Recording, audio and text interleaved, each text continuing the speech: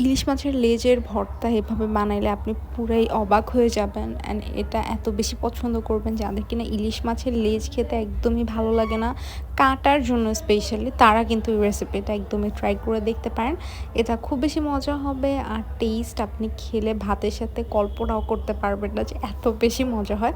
তো ইলিশ মাছের লেজ 3টা নিয়েছি আমি এখানে, এগুলোকে ধুয়ে নিয়েছি খুব ভালো করে।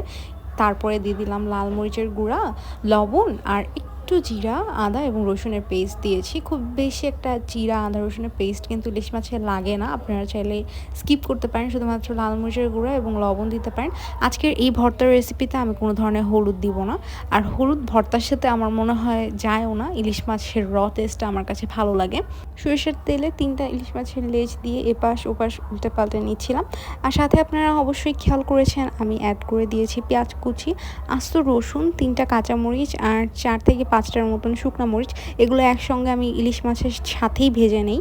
আর এই একটা প্রসেস কিন্তু অনেক বেশি ইম্পর্ট্যান্ট, এতে করে কিন্তু ইলিশ মাছের ফ্লেভারটা অনেক বেশি বুস্ট হয়ে যায়। আমাদের ইলিশ মাছটাকে কিন্তু খুব বেশি ভাজা যাবে না, ইলিশ মাছ খুব বেশি ভাজলে ভর্তার ক্ষেত্রে এটা খুব একটা ভালো টেস্ট আসে না। তো নর্মাল জাস্ট দেখবেন যখন চামচ দিয়ে প্রেশার দিয়ে যে এটা সফট হয়ে গিয়েছে তখনই নামিয়ে নেবেন। আর এই পর্যায়ে আমরা ইলিশ মাছের যে কাঁটাগুলো রয়েছে সেগুলো বাছছি। বিশ্বাস করেন কাঁটা বেছে নেওয়ার যে বিষয়টা ইলিশ মাছের লেজে, সেটা অনেক অনেক বেশি টাফ। অনেকক্ষণ সময় নিয়ে আমি কাঁটাগুলোকে বেছে নিয়েছিলাম। আর এই পর্যায়ে আমাদের পেঁয়াজ, রসুন এবং মরিচগুলো পারফেক্টলি কিন্তু ভাজা হয়ে গিয়েছে।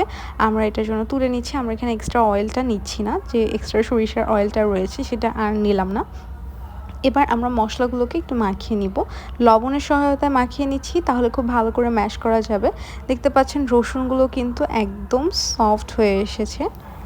ইলিশ মাছের রেসিপি সচরাচর আমার কাছে সরিষার তেল দিয়েই বেশি ভালো লাগে, তবে আপনারা ভর্তার রেসিপিতে চেষ্টা করবেন সরিষার তেল অ্যাড করার, এটা ফ্লেভার অনেকটাই বুস্ট করে দিবে। তো আমাদের মশলাগুলোকে মাখিয়ে নেওয়া হয়ে গিয়েছে, এবার আমরা মাছের সাথে মিক্সড করে দিচ্ছি। মাছের লেজের এই ভর্তাটা বিশ্বাস করবেন না, কাটার জন্য যারা মাছ বাছতে চায় না বা লেজ খেতে চায় না মাছের, তারাও নিমেষে খেয়ে নেবে। আর এটা আমার কাছে খুব বেশি মজা লেগেছে। আমাদের ভর্তাটা একদম রেডি। আশা করছি আজকের ভিডিওটা আপনাদের ভালো লেগেছে। আল্লাহ হাফিজ, আজকের জন্য এতটুকুই।